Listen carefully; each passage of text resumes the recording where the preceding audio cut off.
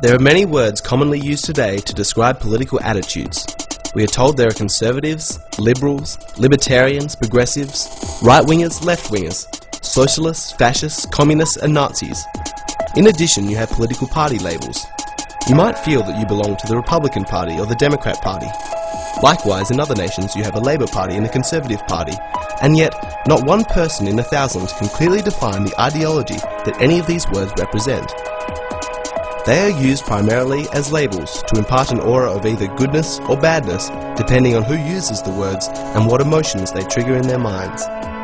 Most political debates sound like they originate at the Tower of Babel.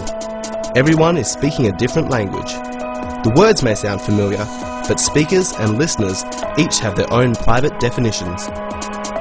If we are to make sense of the political agendas that dominate our planet today, we must not allow our thinking to be contaminated by the emotional load of the old vocabulary, because once definitions are commonly understood, most of the disagreements come to an end. To the amazement of those who thought they were bitter ideological opponents, they often find they are actually in basic agreement. It may surprise you to learn that most of the great political debates of our time can be divided into just two viewpoints. All of the rest is fluff. Typically, they focus on whether or not a particular action should be taken, but the real conflict is not about the merits of the action, it is about the principles, the ethical code that justifies or forbids that action. It is a contest between the ethics of collectivism on the one hand and individualism on the other. Those are words that have meaning, and they describe a philosophical chasm that divides the entire Western world. The one thing that is common to both collectivists and individualists is that the vast majority of them are well-intentioned. They want the best life possible for their families, for their countrymen, and for mankind. They want prosperity and justice for their fellow man. Where they disagree is how to bring those things about.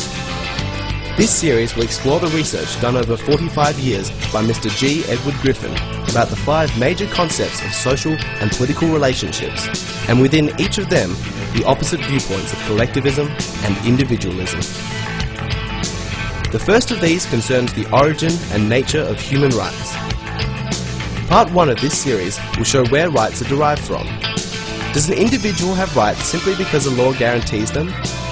It is important to determine where rights originate from, both for governments and individuals, because the universal rule is, a right source determines their nature.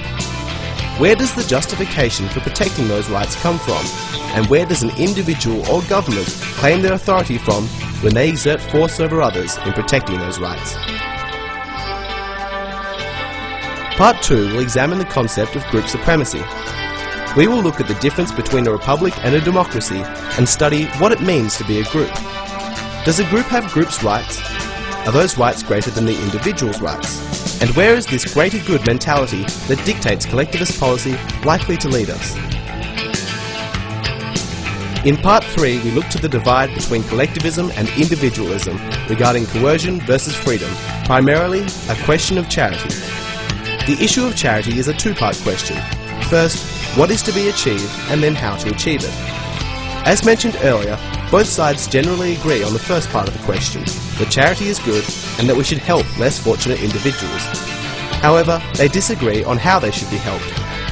Collectivists favour a Robin Hood syndrome, using government and taxes to redistribute wealth, and paint individualists as selfish for objecting to this.